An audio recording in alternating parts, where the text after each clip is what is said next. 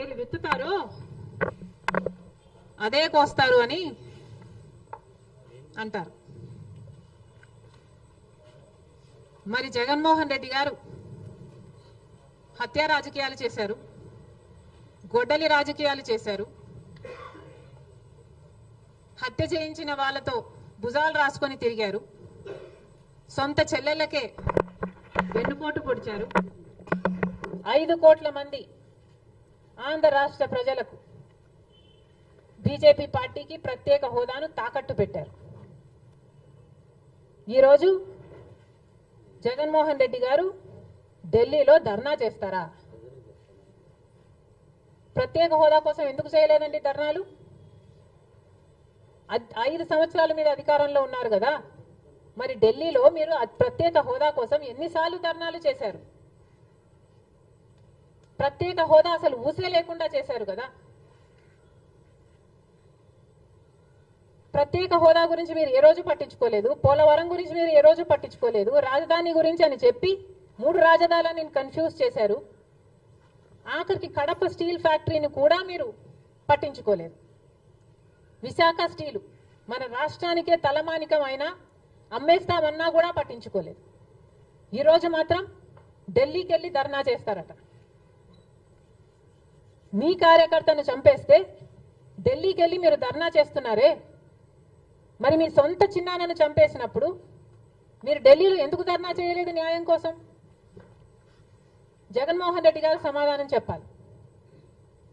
ఒకవైపు ఇక్కడ అసెంబ్లీ జరుగుతుంది, అసెంబ్లీ జరుగుతున్న సమయంలో మీరు అసెంబ్లీలో ఉండకుండా ఉండే ధైర్యం మీకు లేక ఇలా సాకులు వెతుక్కొని మీరు ఢిల్లీ వెళ్తామంటున్నారే, అంటే అసెంబ్లీలో ఏ బిల్లు ప్రవేశపెట్టినా అది ప్రజలకు వ్యతిరేకమైన అది పాస్ అయిపోవాలనా?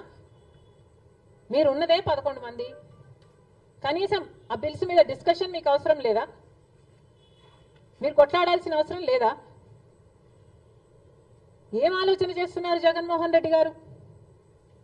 అసలు ఈ వెనుకొండలో జరిగిన హత్య కూడా పొలిటికల్ మర్డర్ ఇది కానే కాదు, ఇది వ్యక్తిగత మర్డర్ అని కూడా అంటున్నారు కదా.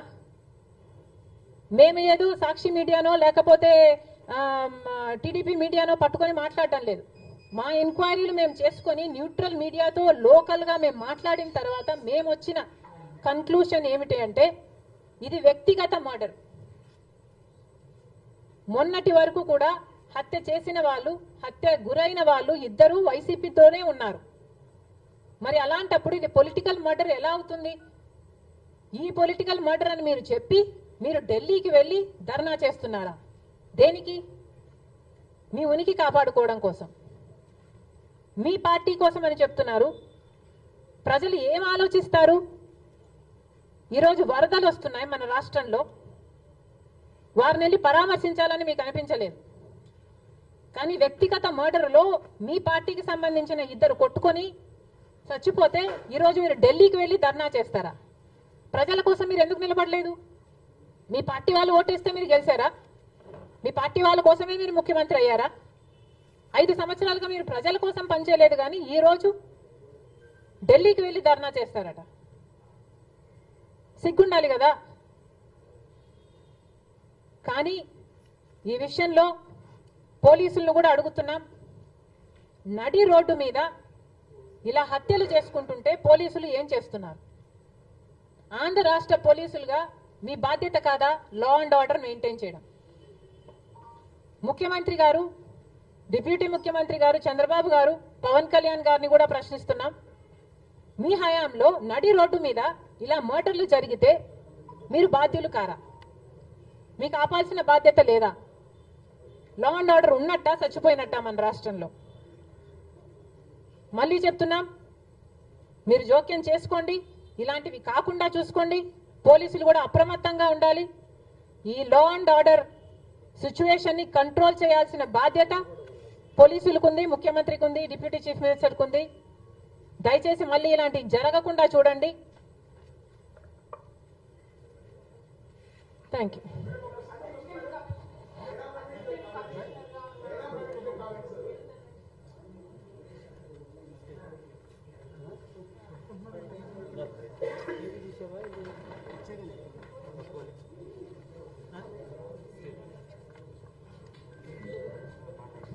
అందరికీ నమస్కారం. ఈరోజు